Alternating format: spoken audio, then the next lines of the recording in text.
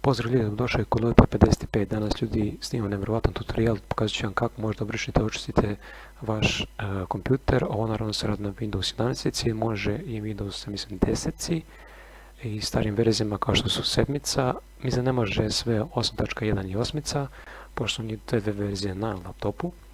Ali danas ću pokazati kako možda očistite kompjuter od virusa, od cache memorije, lokal diskove, CD, sve koje imate. Tako da čuje popuno čišćenje kompjutera, laptopa, zavisi gdje ste, tako da ajde da počnemo. Kao što vidite ovdje je moj desktop što se nalazi, znači sve moje aplikacije tako dalje, a znači ako nisam sigurno pokazio moj desktop do sada, tako da sada možda vidite. Pa da počnemo od čišćenja. Prvo što ćemo raditi, ićemo u run metodu. Tako da, ako vidite ovdje da je search bar u donjem levom uglu, piše type here to search, meni ovdje je Windows 11, ali Windows 10 je sigurno isto, tako da ćemo ovdje da ukucamo run, kao što vidite ovdje piše run, možete kliknuti ovdje open ili jednostavno pritisnuti enter. Pojavit će se, ovdje ćemo da kucamo, kako što ćemo izvršiti dalje podatke, znači da bismo brisali cache memoriju, kucamo temp, znači temp, kliknemo OK ili Enter. Znači će spjeti dosta raznih podataka, znači da bismo sve selektovali, možemo jednostavno idemo mišem i da prevučemo, zadržimo levi klik i prevučemo sve fajlove, kliknemo zatim desni klik na prevučene fajlove i pritisnemo Delete. A druga bolja opcija na tastaturi je da pritisnemo Ctrl plus A, znači da selektujemo sve, znači idemo Ctrl plus A, idemo Ctrl plus D i štikleramo do this for all current items i skip. Dobro, znači izbrisali smo, onda ponovo idemo u search bar, kucamo run, enter OK, onda sad kucamo isto temp ali sa procentima, znači idemo procenat, temp procenat, OK ili pritisnemo enter na tastaturi, opet se nalaze neki brojni fajlovi, tako dalje, znači pritisnemo Ctrl plus A na tastaturi, Ctrl plus D, izbrišemo, štikliramo uvijek i pritisnemo Continue ako nam piše, ako ne pritisnemo Continue, to jest skip i samo tako idemo. Znači skip, ako se opojavilo nema veze, to će se izbricati, nemojte brinete. Onda ponovo idemo u run, zatim u runu kucat ćemo prefetch, znači idemo p, r, e, f, e, t, c, h, znači prefetch, OK ili enter. Nešto će vam se pojaviti kao continue, da li ste sigurni da izaberete to, ako vam se pojavi ta kao prozorčić, vi sigurno kliknite continue i onda brišete. Znači ipak selektujemo Ctrl plus A, Ctrl plus D, izbrišemo, štikliramo, skip ili enter. To je zbrisali smo, onda ponovo ulazimo četvrti put u run, kucamo run, enter OK i pritisnemo. Dalje kucamo procenat local app data, znači local app data procenat, enter ili OK. Zatim ovdje treba nađemo NVIDIA, kao što vidite ovdje NVIDIA folder, treba da uđemo u njega.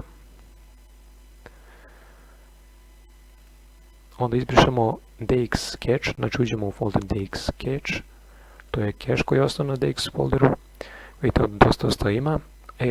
Jedan također koristan savjet je da ako želite kad vidite tako puno stvari za brisanje, a na donjem levom uglu piše koliko imate stvari, znači ovdje piše 458 da je moj kursor miša.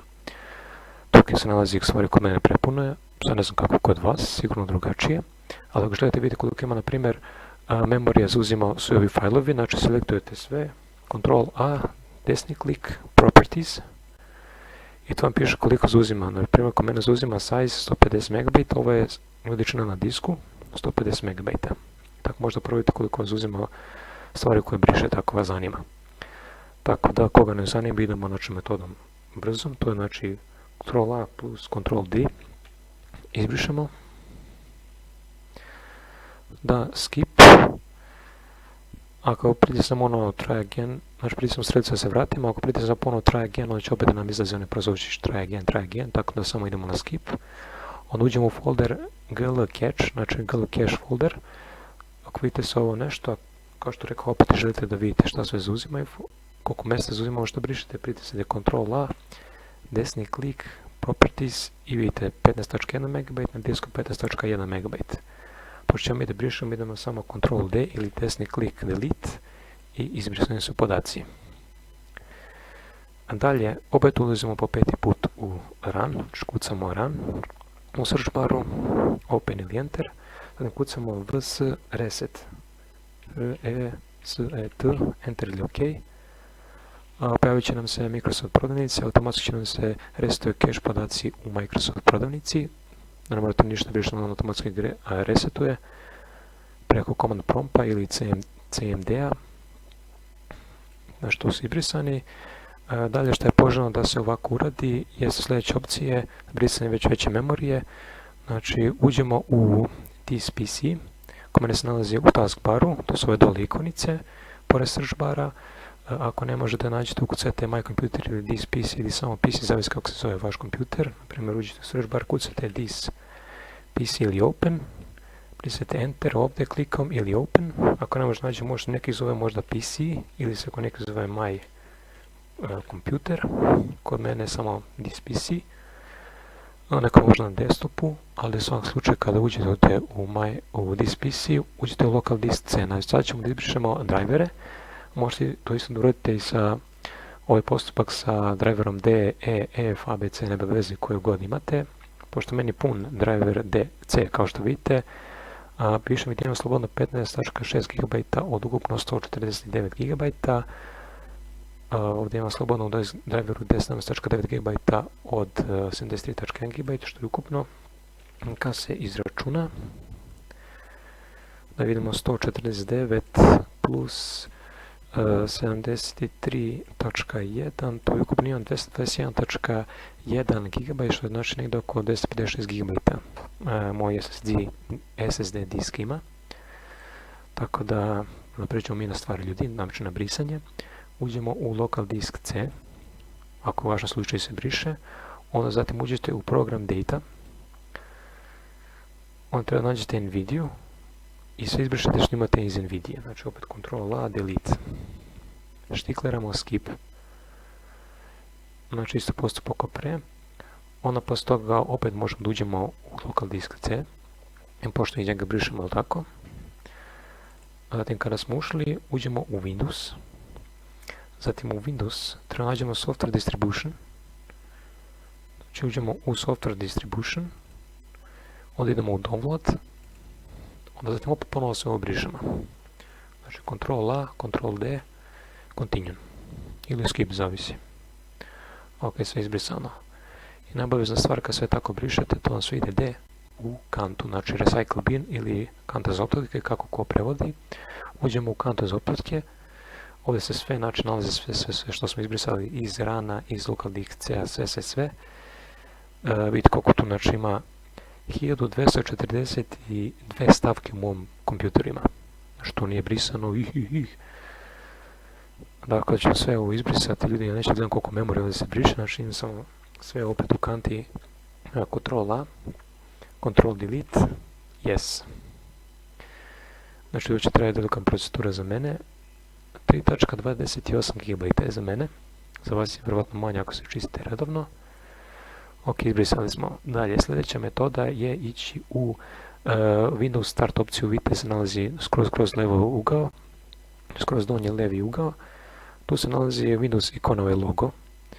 Uđete u njega, uđete u Settings, znači ovaj zupčanik, i možete ovdje da uđete u Apps. Ako ne možete nađete da je Settings kod vašem kompjuteru, kucajte u search baru Settings, Enter, vidite ovu ikonu, Enter i opet se nalazite u Settingsu. Kada smo ušli u Settings, uđemo u Apps, znači brišemo nepratne aplikacije iz vašeg kompjutera, uđete u prozor Apps, zatim nađete u levom desnom uglu Apps and Features. Dalje vam će pojaviti niz neke aplikacije koje imate na kompjuteru. Onda treba da izaberete driver na kom brišete, ako želite, ali tako. Ako želite po ovom slučaju to C driver, uđete, Filter by Local Disk C, znači pišem koliko ima aplikacija, na primjer 126, onda da će sortirati po imenu, mi ćemo po veličini, Sort by Size, i onda sam pokazao sortirane veličine aplikacija u vašem lokal disku od većih prema manjih. I izaberete, na primjer, hoće izbrišete Viber. Lupam nešto. Ja sam nešto brišem pošto meni treba, ali na primjer hoćete izbrišete, kliknete na tu aplikaciju i pritisnete uninstall. I on će vam se instalira i za par minuta i vi ste gotovi. Možete lokal disk C izaberete, to je lokal disk D i onda izbrišete svi iz njega ili E, F, zavisi koje sve imate. Druga stvar je možete i to, ako možda nađete apps and features, najbrža putanja je ući u search bar, ukucati apps and features, kliknuti na nju ili otvoriti open ili enter i lagano ste ušli direktno. Onda ponovno možete uđete u Windows logo, uđete u settings, zatim uđete u privacy, onda scrollujete, uđete u location i brisanje vaše lokacije. Znači, uđete u location i da vam piše ovdje location history, pritisnete clear. Ono je štiklerano, znači ne izbriše bukvalno istoriju vaše lokacije da se nalazi to kompjuter skupio, ne znam iz kog razloga, onda izađete. Onda dalje stvar, uđete opet u Windows logo ikonu, uđete opet u podešavanja, zatim iđete u sistem, onda nađete storage, zatim u storage računam koliko imate storage i kako se učitava kružić, tamo učite koliko imate storage na vašem PC-u. Onda uđete ovdje storage i kliknete on. Storage sense can automatically free up space by getting rid of files you don't need, like temporary files and content in your recycle bin. Znači, automatski vam briše iz reciklirajuće ili konte za otpadke. Ako hoćete naprednije podešavanje, da kompjuter automatski briše podatke, foldere, fajlove i tako dalje, uđete u opciju ispod on, configure storage sense or run it now. Kliknete, uđete i budite sigurni da vam je ovo na on. I onda možete podešavati, znači kada ćete da vam briše, da će svaki dan, svake nedelje, svakog mjeseca ili samo u periodu kada vam je prepuno prostor diska, memorije diska na primjer lokal disku, on može ući u temporary file za podešavate. Kada će vam briše podatke iz kante automatski na svakih 30 dana, to jest na mjesec dana, 14 dana na svakih 2 nedelje, na jedan dan nikad ili na 60 dana, to jest na 2 mjeseca. Onda ako se vam izbrišu u folder downloads podatke, kada će to vam briše, znači da će ovo isto kao u gornjem da podešavate. I ako ćete da odmah očistite svoj kompjuter, da vam date njemu da vam očisti, kliknite clean now, znači očisti sada. Tako da, to je bilo to za ove što se tiče podešavanja. Zatim imate još, mislim, 3-4 opcije za čišćenje. Kao što vidite, moja kanta je naravno obrisana. Da biste refreshovali kompjuter, kliknite desni klik refresh i ponovo refresh ili kliknite F5 na tastaturi 1 ili 2 puta i ono vam je očišćeno. Dalje što možete raditi je da uđete u command prompt, uđete u search bar, ukucate cmd ili command prompt, ne uđete odmah open, nego kliknite run as administration, znači kao administrator, da će vam nešto pritisniti yes no. Kod vas se sigurno ne vidi, ali kod mene se vidi, piše on opcija yes no, da se klikne kad trepne ekran, pa je mrak, možda vam ste vidjeli. Onda kad smo ušli u command prompt, kucamo ipconfig kosa crta flush DNS. Znači izbrišemo sve iz DNS servera, neko nepotreban cache na memoriju. Znači ipconfig kosa crta flush DNS, enter. Windows API configuration successfully flushed the DNS resolved cache. DNS upravo znači download network system. Kliknete našu ikonicu X ili ukucate ehit, enter, izašli ste iz command prompta. Dalja stvar koja je bila zanimljiva, sve ćemo doraditi mu, jeste defragmentacija i optimizacija drivera. Znači ukucate u search baru defragmentation and optimization drives, kliknete enter ili open, onda izaberete koji će disk, znači optimizacija lokalnog drivera. Izaberete local disk C, kliknite optimize, sačekajte da zaživi 100%, ok. Zatim je prilično poželjno da sve optimizujete drivere i očistite naravno. Local disk C, selektujete optimize, ok, close. I zadnja stvar kako bi bilo isto korisno da se uradi jeste disk cleaner, čišćenja diska. Ukucate disk cleaner po search bar, pritisnete enter ili ok. Izaberete koji ćete disk, u ovom slučaju je to C. Kliknete zatim exit, to je stvari ok. Sačekate i sad će ovdje selektite sve živo. Znači sve živo što ima štiklirajte. Ne preskačite ništa jer vjerojatno zauzme nepotreban memor, na primjer 137 MB, ako nekih je na primjer 5, 6, 10 GB i više. Uđete ovdje clean up system files. Znači ovo ponavlja se 2 puta. Prvi put smo radili, sad drugi put radimo, on će ponoviti opet, ok. I on će sad nam automatski očisti. Znači sličan driver, prvi put kad to radite je ona brzina na pak 5-10 minuta max. Ona se ponovo pojavi, a ovo sad ide malo duža procedura, u zavisnosti koliko imate. Memorija sad na primjer piše 3.44 GB, po mene sigurno vama više ima. Kliknite opet ok, delete files. I sad sačekajte, ovo je znači malo duža procedura, najviše koliko meni trebalo se odočiti jeste negdje oko pola sata približno. Znači baš dosta se čeka u zavisnosti koliko imate podataka, ako redno očistite može i za negdje manje 10-15 minuta. Sačekajte da se očisti i pošto se izdržali, ako se držali do kraja i niste skipovali ovaj video, puno sam vam zahvalan zato što ćete dobiti bonus ovog videa, a to je isječak ovog videa, a to jeste 7 besplatnih programa za čišćenje vašeg kompjutera i laptopova. Znači besplatni program za čišćenje kako iskinuti. Tako da sad ću vam pokazati. Dok se ovo briše ovdje možemo ući lagano u Chrome i to su programe kao što su 7 njih, to su BleachBit, a drugi program je CC Cleaner, a treći program je Revon Installer, četvrti program je Clean My PC, peti program je Tweaking Remover, onda šesti program je PC Cleaner i sedmi program je Vice Cleaner. I tako možete da sklinete s jednog programa za čišćenje vašeg kompjutera. Tako da, znači ovo su ovlašteni programi, nećete imati nikakvih problema. Znači bit će sigurno da vam je kompjuter očišćen.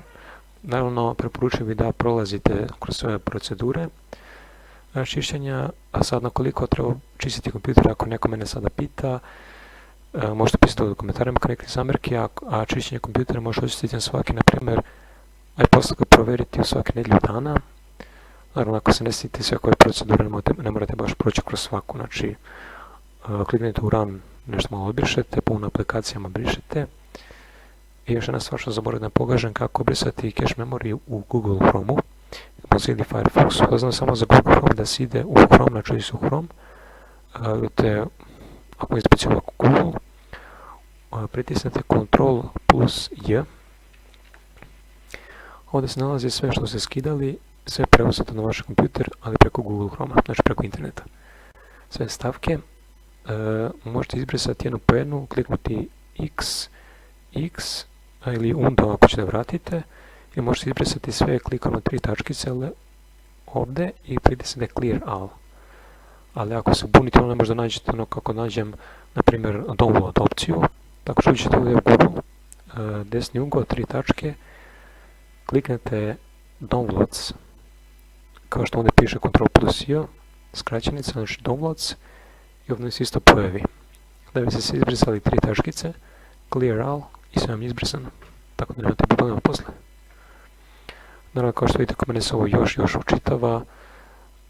Naravno, vi sačekajte, pritisnite Cancel, znači on je sam nam čisti. Tako da bi to bilo to za ovaj video. Nadam se da ste uživali. Hvala vam puno što me podržavate. Kliknite to zvonce, like, share, subscribe i mi se vidimo ponovo u sljedećem videu. I također napomenem da linkovi i deskripcije ovih 7 sajtova što možete skinete se nalazi u opisu videa. Postavit ću vam linkove tako da možete da iskinete i mi se vidimo u sljedećem klipu.